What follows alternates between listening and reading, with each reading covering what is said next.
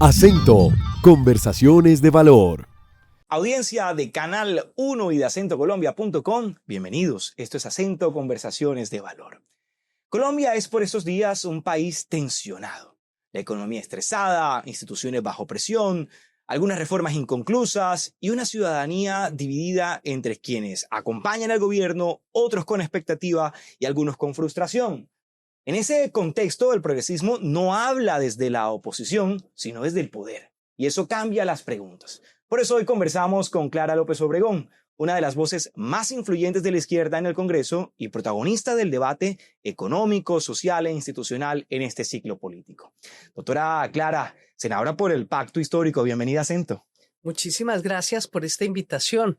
Además, fabuloso poder tener contacto directo a nivel nacional a través de Canal 1 y a través de Acento con Norte de Santander. Muchas gracias. Gracias a usted y a la audiencia que nos acompaña.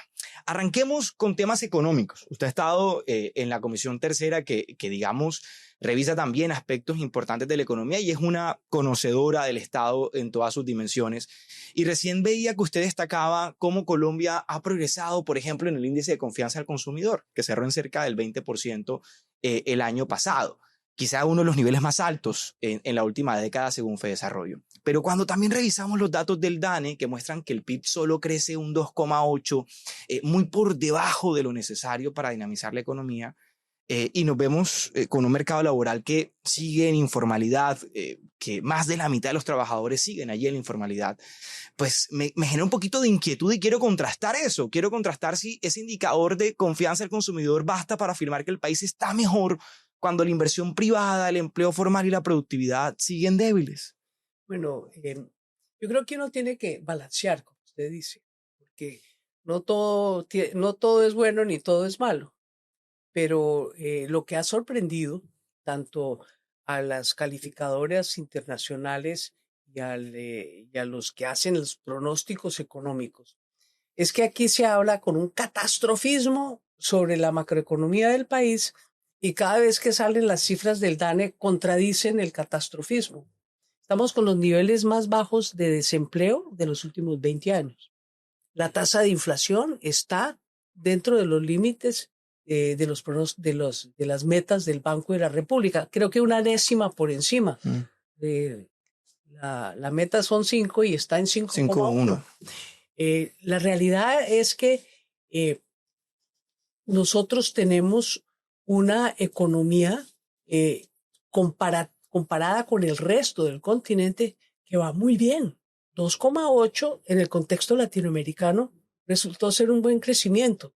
Sí, es un mal crecimiento para un modelo económico que ha priorizado otras cosas en el pasado y viene generándose una nueva manera, un nuevo modelo y el tránsito tenga la seguridad que va a ser positivo. ¿Sabe cuánto está creciendo la agricultura? ¿Cuánto? Al 10%. Entonces, sí, hay unos sectores que están resentidos, pero hay toda esa nueva perspectiva que le está dando trabajo, seguridad alimentaria a la gente. Estamos entrando en la transición energética, eso también genera muchísimo empleo y de calidad. Entonces, yo creo que el país en eso va bien. ¿Que puede ir mejor? Sí, y tenemos que trabajar para que vaya mejor. Pero el catastrofismo anunciado, ¿se recuerda cuando entró el gobierno Petro? No, que el dólar va a estar a 7,000, está a 3,700. No, que la inflación va a estar desbordada, está al 5. No, que no va a caber la gente del desempleo, el más bajo de la historia. Eso tiene que indicar algo de que sí se necesita equidad para crecer. Y eso es lo que dicen los economistas alternativos al modelo neoliberal, con salario mínimo, con esfuerzo de presionar más igualdad de acceso a las oportunidades, la economía crece. Y en la medida que haya la confianza del consumidor, más demanda, pues más crece la empresa, más crece la industria. Y eso es lo que estamos viendo. Pero senadora, yéndonos también por esa misma línea de los números y de los hechos, de los datos y de los hechos, Colombia está bajo una emergencia económica declarada tras activar la cláusula de escape de la regla fiscal, un déficit cercano al 6% del PIB.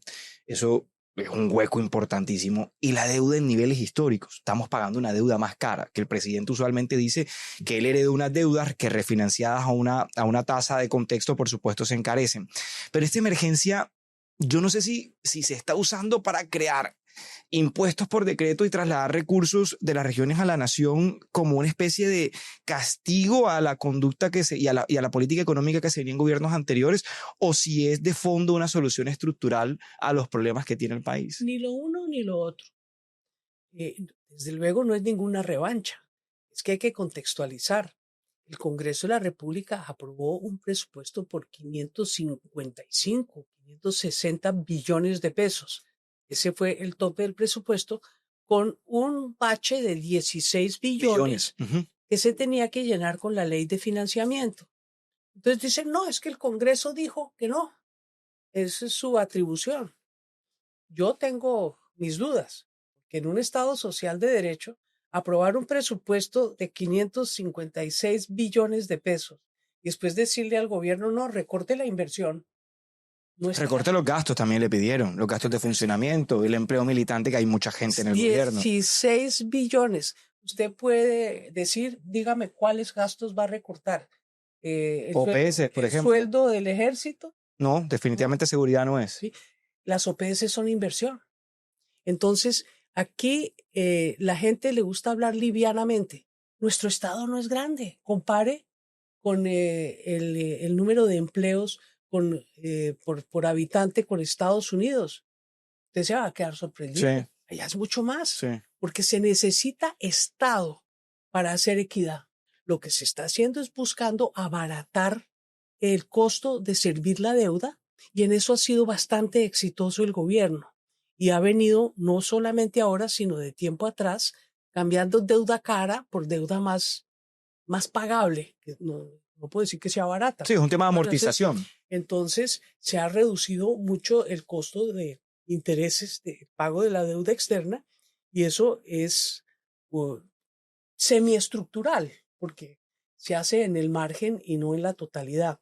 Entonces, yo creo que es una buena política económica que debe respetarse, y la oposición sistemática no quiere ver sino un lado de la moneda y no el otro. Y como tienen un parlante más grande, pues convencen. Parlante más grande lo dudo, pero bueno, mi pregunta antes de cerrar este bloque es, ¿no cree usted que gobernar, digamos, con la regla fiscal suspendida, también por decretos y con tanta pugnacidad entre el Ejecutivo y el Legislativo, termina erosionando, y el aumento de la carga tributaria termina erosionando la productividad? Porque es que al final el sector privado, que de alguna forma entiendo la reflexión que usted hace de que otrora se recortaba el gasto social, la inversión social, hoy se está buscando que el sector productivo, que las grandes organizaciones, los grandes conglomerados retribuyan con mayor carga impositiva. Pero ¿no cree que eso termina erosionando la productividad y que termina afectando al final la dinámica económica? Hay que pagar más impuestos y acotar la tasa de utilidad, que en unos sectores de Colombia es alta, en otros no tan alta. Entonces, sí, el problema de los impuestos es que es a rajatabla todos por igual, y creo que ahí tenemos que empezar a discriminar, y tal vez una política pública que permita cobrar tasas diferenciales. Definitivamente. Vamos a continuar en esta conversación de valor con la senadora Clara López Obregón, aquí en Acento, Conversaciones de Valor por Canal 1 y acentocolombia.com. Regresamos en Acento por Canal 1 y acentocolombia.com. Estamos con Clara López Obregón, que además de ser senadora de la República, es candidata presidencial para las próximas elecciones que se van a dar en el mes de mayo. Y me han contado que va directo a primera vuelta. Doctora Clara, yo creo que usted le cuente al país de esta seria aspiración, que no es la primera, pero que esta vez usted está articulando bajo la tesis, pues digamos, de un modelo progresista. Usted acompañó la elección de Gustavo Petro y ha estado exponiendo en esta mesa ya alguna de esas tesis. Cuéntenos un poco de esa aspiración. Bueno, yo creo que llegó la hora de que una mujer sea presidenta de Colombia. Y somos bastantes las mujeres que estamos en esta contienda. Espero que ojalá la primera vuelta fuera entre dos mujeres, para que por fin Colombia tuviese una mujer presidente. Y lo digo porque esta etapa de la vida nacional de verdad necesita un buen entendimiento. Nosotros no podemos seguir enfrentados, ¿sí? Los hermanos se pelean, pero no a muerte. Un país tan dividido no puede avanzar.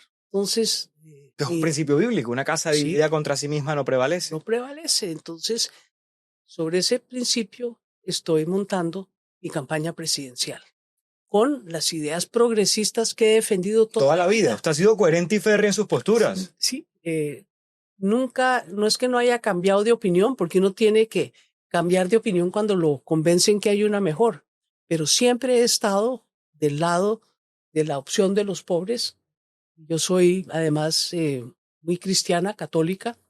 Eh, la doctrina social de la iglesia me ha informado muchísimo mi pensamiento y mi empatía, la capacidad de poderse uno poner en los zapatos del otro y ver su sufrimiento, la dificultad que la gente en este país hace esfuerzos enormes por tratar de llegar al fin de mes y nadie se los reconoce. Entonces, nosotros lo que tenemos es un gran potencial, una gran capacidad humana y a ellos es a los que hay que recoger y entender que estas peleas por las alturas, esa feria de vanidades, a ver quién da el grito más duro, yo creo que tiene confundida a la población. Entonces yo por eso, lo social primero y desde luego el entendimiento, darnos la mano, buscar puentes. Eso no quiere decir que todos pensemos igual, ¿no?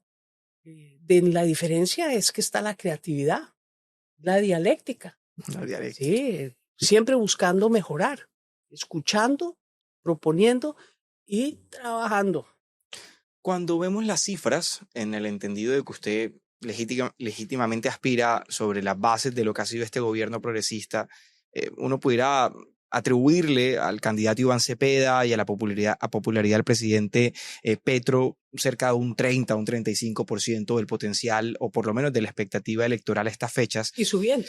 Allá quería llegar. ¿Cómo va a hacer usted para capitalizar en este momento donde casi nos empezamos a enfrentar a dos bandos, ¿sí? Al de la extrema derecha y algunos de la centro derecha y otros los que representan de alguna manera a la izquierda?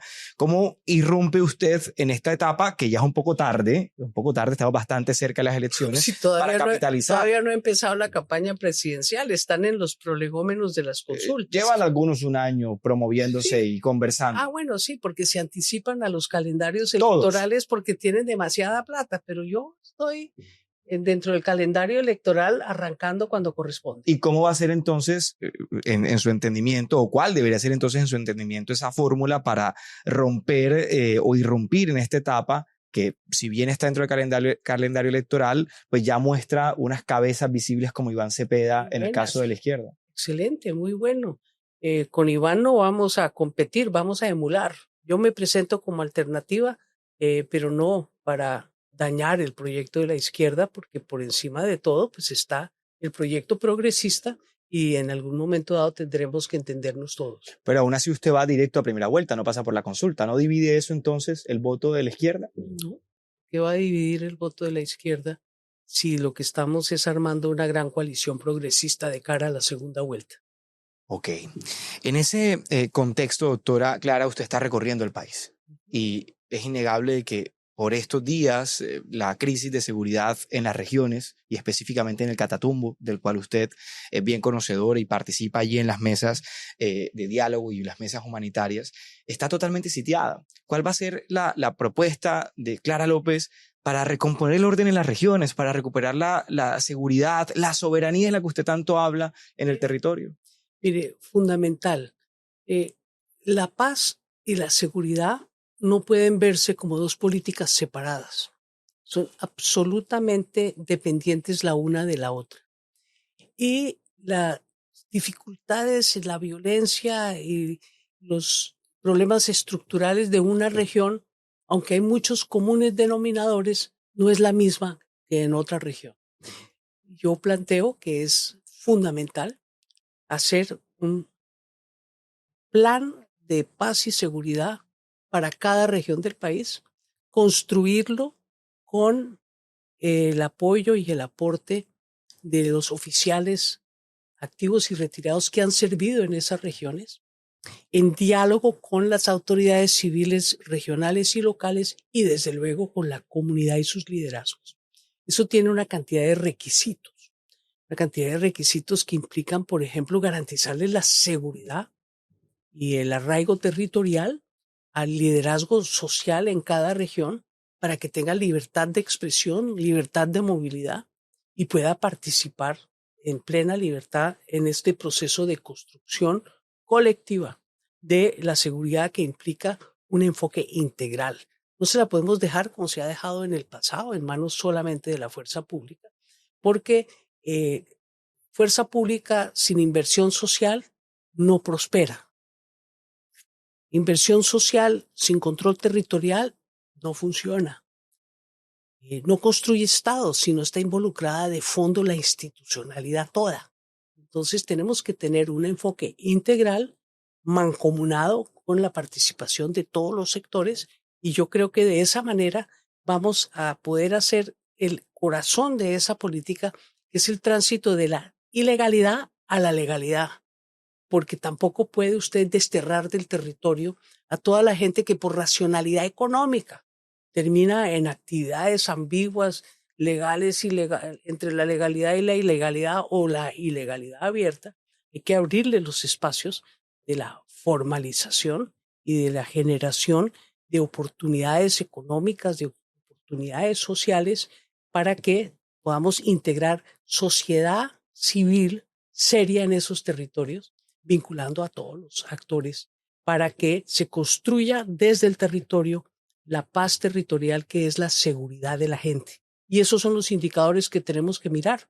Es cómo podemos en cada territorio evaluar que sí se está avanzando con los indicadores que implican que la gente sienta que está gozando de su territorio, que tiene las oportunidades y que está en condiciones de verdad de vivir vida normal. Y yo creo que eso puede que tome un tiempo largo. No digo que se pueda hacer en un solo cuatrenio. Uno no logra en un cuatrenio recoger 50 años de violencia acumulada, pero definitivamente estatuirla como una política de Estado. Eso es lo que ordena la Constitución. La Constitución no ordena que cada 4 años se cambie de política, sino que se cumplan las finalidades del Estado progresivamente por todos los gobiernos. De ahí la necesidad de unificar criterios e ideas.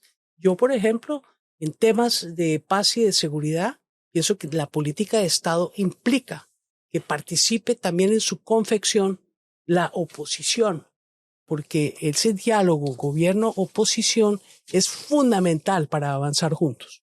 Ya regresamos con la candidata presidencial Clara López Obregón en esta conversación de valor por Acento. Regresamos en Acento Conversaciones de Valor aquí en Canal 1 y en acentocolombia.com. Senadora y candidata presidencial Clara López, hablemos de salud. ¿Cómo está la salud de Colombia en su perspectiva? Porque evidentemente ustedes que han liderado el proyecto del cambio, como lo denominaron, han hecho un esfuerzo importante por promover algunas reformas, una de ellas las de salud, que si bien no salió en ninguno de los periodos legislativos, sí se ha empezado a ejecutar una transformación del sistema de salud. Sí ha habido una intervención del gobierno a través de diferentes mecanismos y algunos colombianos coincidimos en que ha habido, y me incluyo, una desmejora del sistema de salud. Estamos viendo largas filas, estamos viendo demora en la entrega de medicamentos, dificultad para hacer algunos tratamientos, escasez, el debilitamiento de la estructura financiera de algunas entidades, y pues algunos se preguntan si entonces no ha salido peor el remedio que la enfermedad.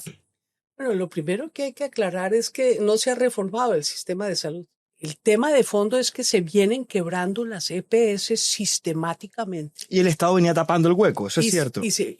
Tapando el hueco, el Estado con plata de los impuestos, cuando los huecos eran de dineros que habían sido desviados a objetivos distintos a los que ordenaba la ley para el pago por persona, por capitación. El cápita, sí. Porque eso era para el servicio de la salud, no para adecuar la plata para que reemplazara la inversión del propietario de la EPS en sus hospitales, etcétera. ¿Usted se recuerda que en el gobierno del presidente Duque dijeron punto final? Sí, claro, la ley de punto final. Punto final, eso nunca taparon el hueco. Entonces el hueco siguió creciendo, creciendo, creciendo, quebrando en primer lugar a los hospitales públicos, pero también a muchísimas IPS privadas, con unas deudas no solamente enormes, sino con unos atrasos en los pagos cotidianos que hacen que el servicio se desmejore. Es algo que requiere mucho más diálogo y mucha más comprensión, porque lo que eran muchas de esas EPS, las que se han quebrado, eran fuente de recursos non santos para un sector, y yo creo que los colombianos no podemos tolerar eso. Ahora, los que han tratado de actuar bien, ahora tenemos problemas, porque con las deudas atrasadas hay gente decente que tiene su empresa y tiene toda la razón de quejarse, pero el sistema como tal, mal diseñado desde su incepción. Pero ahí yo quisiera plantearle algo. A ver, la reforma de alguna forma buscaba una estatización. No. Ese es un error. Las EPS las llamaron aseguradoras, pero eran intermediarias.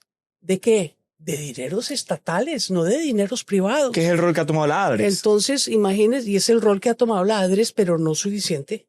Todavía falta una parte directa muy importante del giro directo. Entonces, acusan de estatización para satanizar la reforma. Pero ¿cómo va a ser estatizar? Tratar de garantizar que los recursos públicos vayan al destino del servicio. Eso no es estatizar, eso es organizar el sector para beneficio de la población. Ahora, las EPS se han dicho, y en eso hubo un acuerdo que después se rompió y no se pudo recuperar, que continuaran prestando los servicios de auditoría, pero que lo que era el giro del dinero se hiciera contra presentación de facturas directamente a través del ADRES. Eso no es estatizar, eso es organizar el destino de los dineros públicos para que se destine a satisfacer la necesidad de salud de la gente y no que se vaya a desviar para otros fines como venía sucediendo. ¿Qué rol juega entonces el Estado en la prestación, considerando lo que el ministro Jaramillo en otras ocasiones ha dicho como fortalecer y robustecer la red de hospitales públicos? Los hospitales públicos, fundamental, porque son en el grueso del país los únicos que hay. Hay muy poco hospital privado en los territorios, muy poca IPS en los territorios. Estaba organizado el sistema para que todo el mundo tuviera que ir a Bogotá. Yo me fui una vez en Pasto mirando temas de salud y pregunté, bueno, ¿y cuál es el mejor hospital de Pasto? Y me dijeron, Avianca. ¿Sí? ¿Por qué? Porque todo el mundo tiene que ir a Bogotá, a un hospital sofisticado para recibir una atención de calidad. Entonces, lo esencial es entender que el Estado tiene la responsabilidad de los hospitales públicos y como las EPS tampoco les pagan, muchos se han quebrado. Y el Estado tiene que entrar a ver cómo resuelve. Cuando yo llegué a la alcaldía de Bogotá que tiene una red hospitalaria extraordinaria de 30 hospitales, y los gerentes me decían, no, es que un mes pagamos proveedores y otro mes pagamos sueldos, no nos alcanza para pagar ambas cosas. Y miramos el debido cobrar y las EPS los tenían quebrados. Entonces, en ese momento estaba de ministro de Salud el doctor Santamaría y llegamos a un acuerdo con él y fueron los primeros giros directos que se dieron y unos recursos que eran de destinación específica para la salud, pero tenían algún limitante. También se autorizó que se pudieran destinar directamente a financiar los hospitales. Pero las EPS como tales son privadas, pero ellas no prestan servicios. Ellas distribuyen los dineros y pagan las cuentas. Por eso es que ese rol de intermediación en sí no era ni siquiera aseguramiento, porque ninguna constituyó las reservas técnicas. ¿Cómo evitamos entonces de que en un modelo en el que el Estado recobre el control, hace el giro directo bajo el supuesto de esa reforma y bajo esa tesis, que no se conviertan los hospitales públicos, que no se convierta el control del gobierno en lo que fue antes de la Ley 100, en una cueva también de corrupción como la que denuncian hoy en el sistema privado? Eso habría que hacer un poquito de de arqueología política. Yo participé en el gobierno del doctor Alfonso López Miquelsen y estaba de ministro Haroldo Calvo Núñez. Y él trajo de Naciones Unidas de una reunión que se hizo en Ulan Bator el sistema de la atención primaria en salud, que era un ejército de promotores y promotoras rurales, promotoras en los sectores de los barrios populares, que en esa época no tenían ningún servicio, para hacer lo básico de prevención y atención directa primaria de los pequeños problemas, como tomarle la atención a la persona para ver si tenía que ser medicada para que no le diera un derrame cerebral. Claro. Entonces, eso empezó a funcionar de una manera muy importante. En Bogotá se ensayó con mucho éxito y la está implementando el ministro Jaramillo por órdenes del presidente Petro, que tuvo la experiencia que hicimos en Bogotá desde el gobierno de Lucho Garzón y que llegó a unas coberturas muy altas en el gobierno de Gustavo Petro. Esa atención primaria en salud, primero que todo, ahorra gastos, porque al que le toman la atención y lo medican, pues no le da el derrame cerebral, Claro. que sí es costosísimo. Y libera presión al sistema. Le libera presión al sistema, genera mucho mejor bienestar, ayuda a que la gente coma bien, no se alimente mal, no se engorde, no incurra en todos esos temas que hoy tienen a los hospitales colmados. De enfermedades de alto costo. De alto costo que son prevenibles. Sí. Ahora, la salud cuesta muchísimo y es un derecho fundamental. Todo el mundo tiene derecho a la salud en el nivel de su dolencia, pero tenemos que organizar el sistema porque si no hay plata, pues tampoco hay servicio, que es lo que está pasando hoy por la quiebra, del mal manejo, de la ineficiencia y de la acumulación de males de un gobierno, de un modelo mal estructurado. Ya regresamos en Acento por Canal 1 en esta conversación de valor con la candidata Clara López Obregón. Regresamos en Acento Conversaciones de Valor y en acentocolombia.com en esta conversación con la senadora y candidata presidencial Clara López. Senadora y candidata, hablemos, ustedes lo han llamado justicia social y yo, digamos, quisiera entrar en esa parte de la conversación del salario mínimo. Porque lo que acaba de ocurrir en Colombia no se puede negar que es histórico, de que el sector que acompaña el gobierno y aquellos que se ven beneficiados por el incremento del salario mínimo están de fiesta y entienden esto como una reivindicación de la clase laboral o de la gente que pues naturalmente tiene la legítima expectativa de ganar más. Pero ¿cómo se puede hacer que coexistan estos incrementos que se quieren ahora asociar a un mecanismo constitucional con la productividad, con que el país mejore sus índices de productividad? Usted más temprano decía que en la medida que se paga más, que se dan más beneficios al colaborador, pues aumenta, por supuesto, el bienestar y el gasto, pero no hemos encontrado esa correlación en Colombia. No hay un aumento en la productividad del país. Bueno, pues porque no había habido aumentos reales en el salario mínimo legal. El salario mínimo legal se ajustaba con la inflación, pero no aumentaba la capacidad de pago de ese salario. O sea, se mantenía en un mínimo, un minimorum que no era suficiente para lo que llamamos en economía la reproducción de la fuerza laboral. ¿Qué es la reproducción de la fuerza laboral? Que a uno le pagan por el trabajo que hace y debe cubrir por lo menos para la familia la alimentación, el vestuario, la educación, la recreación, la vivienda, el transporte, en fin, todo lo que cuesta vivir. Nos cansamos de decir que Colombia es la sociedad con la peor distribución de ingresos, o sea, la más alta concentración de ingresos del continente, creo que solo después de Haití, pero yo creo que ya Haití está fuera de concurso, y en el mundo, siendo una sociedad democrática, sofisticada, ¿sí? Pero la concentración es un factor de desigualdad que milita contra la eficiencia y milita contra la productividad, porque no hay el incentivo en el trabajador para mejorar. Entonces, eso en economía laboral, pues es ABC. Buenas condiciones laborales, buenos salarios, buenas remuneraciones, buenas garantías, igual mayor productividad. Y si no, pregúntele a los trabajadores estadounidenses o europeos. ¿Por qué allá la productividad es tan alta? ¿Y por qué pueden pagar más salarios? Porque van juntos. A mayor productividad, mayor salario, porque en la medida que crece la productividad, tiene que crecer el salario. Aquí es al revés.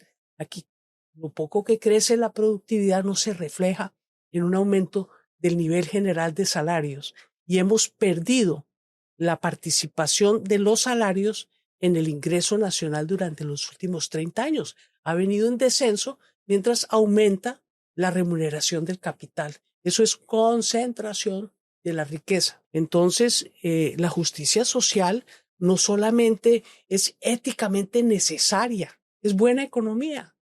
Y eso es lo que estamos descubriendo. Yo anoche estuve reunida aquí en Barranquilla con unos empresarios medianos y pequeños y me sorprendió, porque a diferencia de lo que uno oye de los grandes gremios de la producción, decían, a nosotros sí nos pareció muy bueno. Ha aumentado la demanda, porque no es solamente este salario de este año, ha venido subiendo bastante en los años anteriores. Entonces eso ha repercutido en el sector de educación, más demanda, en el sector del transporte, la capacidad de pago, en fin. Entonces no es cuento. Eso está en los textos de economía laboral, eso está en las estadísticas nacionales, sino que aquí nos han convencido que el salario es un costo que hay que bajar. Y lo hemos venido bajando irracionalmente desde un punto de vista de economía política. Yo estoy absolutamente de acuerdo en la necesidad de reivindicar el salario y lo expreso de forma clara, pero debe ir de forma armónica también con lo que hemos hablado en otros segmentos de la tributación, de la facilidad para hacer empresa y de la protección para hacer empresa, porque si el Estado se vuelve en el verdugo del empresariado y le persigue, y estamos de acuerdo en que la tributación tiene que ajustarse, pues entonces va a ser inviable que haya empresas para cumplir con esa justicia social de la que tanto habla. Pero yo creo que lo que tienen que analizar, y de pronto uno es demasiado voluntarioso, yo puedo aceptar eso, pero si usted mira lo que hablamos en el segmento segundo sobre el aumento en la confianza del consumidor, ¿sí? Que repercute en el crecimiento económico, en la reducción del desempleo y de la inflación. Dice, ¿por qué si hay más consumo no hay inflación? ¿Sí? Porque hay más producción. Es que la economía es como en el balance, el activo y el pasivo. Sí. Entre más demanda haya, pues más producción hay. Y entre más producción, más ganancias. Y entre más ganancias, más inversión. Es un gana-gana aumentar los salarios. Y ojalá fueran no solo los salarios en el nivel del mínimo, sino toda la escala salarial. Toda la cadena, claro. Porque está nuestra cadena salarial es un triángulo invertido. Se gana muy poco abajo y se gana mucho arriba. Entonces, usted puede parar un poco el aumento de los altos salarios, como lo ha hecho el señor presidente con el de los congresistas. Que unos colegas han criticado, pero hemos estado tratando de bajar el salario. Yo creo que yo le escucho a Paloma Valencia, que ha estado más tiempo en el Congreso que yo desde hace mucho tiempo y no se ha logrado. Entonces, bueno, se logró. Hay que acomodar en los años 50, en los años 60, la diferencia entre el salario máximo de una empresa y el salario mínimo de una empresa era máximo de 1 a 20. Hoy estamos de 1 a 70, de 1 a 100. Eso no es conducente ni a un buen estímulo de la productividad, ni a una sociedad bien organizada. Bien organizada es que todo el mundo gane el salario vital. ¿Cuál es el salario vital? No el mínimo para mantener cuerpo y alma juntos, sino el básico para mantener una calidad de vida congrua para toda la familia. Lo que hablábamos, que se pueda reproducir sanamente la familia y no tener que tenemos de extrema pobreza en un lado y extrema riqueza en el otro. Ya para cerrar este bloque, le quiero preguntar, ¿cómo, digamos, se puede hacer o qué se debería hacer desde esa tesis que usted plantea para que esto se vuelva un asunto de todos los colombianos, que el empresariado vuelva a participar en estas mesas, para que no suceda que el presidente de turno, así como hablábamos de la política de seguridad, sea el que defina la política salarial. ¿Cómo lo hacemos un asunto de nación para que podamos encauzarlo en la conversación de productividad, justicia social, bienestar para todos y que inclusive hablemos de un nuevo modelo económico en el país? Parece fundamental lo que usted ha planteado. Nosotros tenemos adjunto al Ministerio del Trabajo la Comisión de Concertación Laboral, donde se sientan los gremios de la producción, las grandes centrales obreras y el gobierno. ¿Usted sabe cuál fue la primera víctima de la reforma laboral que aprobó el Congreso? El capítulo de derechos colectivos, que buscaba precisamente fortalecer y estimular el sindicalismo. Eso es muy importante para el diálogo social, porque hay un desequilibrio entre la fuerza del empleador y la debilidad de un trabajador solo, que se compensa con su organización colectiva, la negociación colectiva de tú a tú para buscar un buen entendimiento. Entonces yo creo que eso es fundamental, porque la sociedad dialogante es una sociedad que llega a acuerdos, pero cuando hay dominación y debilidad, hasta el débil se porta mal.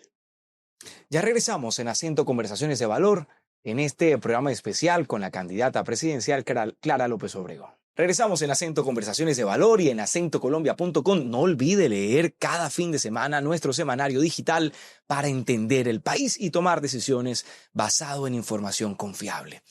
Pues, senador y candidata Clara López, yo le quiero preguntar, y usted yo sé que habla con el presidente Petro y probablemente ha sido consejera en varias de las decisiones que ha tomado, ¿cómo está viendo ese encuentro que se va a dar entre el presidente Petro y el presidente Trump? Muchos apostábamos a que se iba a radicalizar el presidente Petro ese día que convocó a la plaza, que iba a promover el discurso antiimperialista, que se iba a armar un bloque de progresistas y gobiernos de izquierda en favor del gobierno de Venezuela o de Nicolás Maduro por su captura, pero terminamos gratamente sorprendidos con una bajada de tono y un encuentro que esperemos sea de beneficio para la soberanía nacional, pero también para el buen desarrollo económico entre las dos naciones. Bueno, yo tengo que celebrar esa distensión tan oportuna, esa llamada telefónica entre el presidente Trump y el presidente Petro, porque sí íbamos en una trayectoria de choque inconveniente que no nos servía a ninguno de los dos países. Yo espero que ese diálogo que van a sostener en la Casa Blanca, creo que es el 3 de febrero, sea un diálogo respetuoso, ¿sí? Y que se llegue a mutuos acuerdos, porque hay mucho en común. El presidente Trump hablaba de que aquí no se hacía suficiente por el narcotráfico y nosotros le tenemos que decir, pero por favor, si es que Colombia es la que ha puesto las víctimas, ¿cuánta gente de nuestra fuerza pública no se sacrifica y a diario, perdiendo hasta piernas por las minas que están sembradas en los territorios donde van a hacer la erradicación? Han vuelto a secuestrar a nuestras Fuerzas Armadas. Han vuelto a retenerlos, a secuestrarlos. Ha habido enfrentamientos, ¿no? Entonces, esta lucha para el narcotráfico, Colombia ha puesto una cuota muy alta de sangre. Pero también hay que decirlo con claridad, es una lucha que se hace conjunta con los Estados Unidos. Aquí hay 7 bases militares con presencia norteamericana de asesores y demás. Y mucha de la información que se usa para incautar en el Mar Caribe, incluso en Europa, en el Oriente, es de la inteligencia colombiana, de la inteligencia de nuestras fuerzas militares. Entonces, decir que nosotros no hacemos ni hemos hecho lo suficiente contra ese flagelo que hoy en día es sofisticadísimo, que además supera las fronteras de cualquier nación porque se ha convertido en un multicrimen internacional, como lo ha denunciado insistentemente el presidente Petro, y que requiere un enfoque multilateral, ya no es ni siquiera bilateral Colombia-Estados Unidos, tiene que ser un enfoque multilateral y tiene que tener en cuenta las condiciones de cada país. Nosotros tenemos un problema muy, muy serio, es que no podemos atacar el narcotráfico atacando al campesinado que no tiene oportunidades distintas. Miren, muchas regiones del país en su Catatumbo, es una decisión racional de la gente, si es que no tiene otra alternativa. Entonces, cuando yo hablo de que hay que hacer el tránsito de la ilegalidad a la legalidad, es cómo vamos a estructurar una política seria para cambiar los cultivos sin satanizar y perseguir a la gente bien, a la gente buena del campesinado, sacándola de las garras de la falta de oportunidades y de la criminalidad. Entonces, eso exige unos compromisos de política de largo alcance, comprensión de los Estados Unidos, comprensión multilateral, y como lo ha pedido muchos presidentes de América Latina y del mundo, de un grupo de expresidentes del cual hace parte el expresidente Juan Manuel Santos. Hay que buscar otra política, y eso es lo que ha planteado el presidente Petro de manera insistente y lo ha practicado aquí en Colombia. No hay que perseguir al campesino, no hay que perseguir al consumidor, hay que ayudarles a salir de esa espiral. Hay que dedicarse a desarticular la parte criminal, no la parte débil. Y yo creo que ahí empezamos a entendernos, y con un enfoque que de verdad ataque las economías ilegales. Hoy en día es peor la minería del oro, que está acabando con el medio ambiente y es más lucrativa hasta que la coca. Sí. Entonces, todo eso lo tenemos que enfrentar asociando nuestra política de seguridad, nuestra política de paz y nuestra política en contra de la ilegalidad en los territorios de manera integrada, con apoyo multilateral en la desarticulación de esas bandas globalizadas que están entroncadas aquí en nuestras distintas regiones de distintas maneras. Y yo creo que una cooperación internacional y la cooperación con Estados Unidos es el camino. Y yo hago votos porque se recompongan nuestras relaciones entre las dos naciones que tradicionalmente hemos sido socios estratégicos y hemos tenido excelentes relaciones. Respecto de esa intervención en Latinoamérica del presidente Trump y lo que supone el haber extraído, capturado, a mi juicio, al dictador Nicolás Maduro, usted ha hablado de soberanía y de que Estados Unidos no tenga una injerencia directa sobre la democracia y sobre los diferentes estados de la región. ¿Cómo interpreta lo que está sucediendo ya en Venezuela, donde vemos lo que queda del régimen de Nicolás Maduro, que ha empezado a avanzar en un plan planteado por Trump? Bueno, esas son las realidades del poder. Y el presidente Trump, ¿con quién lo está haciendo? No lo está haciendo con María Corina Machado, sino con la doctora Delcy Rodríguez, que era la vicepresidenta, hoy presidenta encargada de Venezuela. Entonces, yo sobre eso sí tengo una posición muy firme de respeto por la ley internacional, por las normas internacionales, por Naciones Unidas y desde luego por la soberanía de cada país. Cada país tiene que tomar soberana y libremente sus propias decisiones. Esas imposiciones desde el exterior, por razones humanitarias, incluso de democracia, pueden suceder, pero no es a criterio de un país. Tiene que ser de carácter multilateral, como ordena el Tratado de Naciones Unidas y, en nuestro caso, en los tratados de la OEA. Entonces, ahí tenemos un punto de respeto a un orden internacional basado en reglas, porque si no acabamos con la ley del más fuerte, y eso no le va a convenir al mundo. Eso acaba, es en guerra mundial, como decía el Papa Francisco, que ya está por instalamientos. Y fíjese que no es solo contra América Latina. Somos tal vez la pieza más codiciada por la proximidad geográfica y geoestratégica para la seguridad de Estados Unidos, y eso también hay que comprenderlo. Pero mire lo que está pasando con Europa y Groenlandia. Sí. Sí, el presidente Trump está con su nueva política de seguridad nacional rompiendo no solamente reglas y costumbres que se habían asentado, sino generando unos conflictos que se podrían dirimir de mucha mejor manera mediante el diálogo. Diálogo al interior, diálogo al exterior, porque no podemos seguir exacerbando las tensiones en el mundo.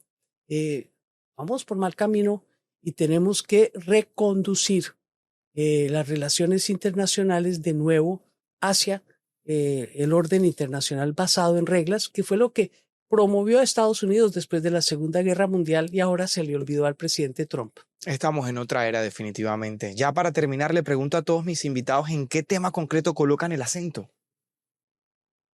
Ay, un tema en particular. Me sorprendiste. Yo el acento en recomponer. Lo que dije desde el comienzo lo repito ahora con las relaciones internacionales. Tenemos que tender puentes, tenemos que escucharnos, tenemos que llegar a acuerdos sobre los básicos fundamentales, porque un país dividido no puede avanzar. Muchas gracias. A usted, muchísimas gracias. Gracias a la audiencia de Canal 1 y de acentocolombia.com por acompañarnos. Nos vemos el próximo domingo aquí en Canal 1, libre como tú.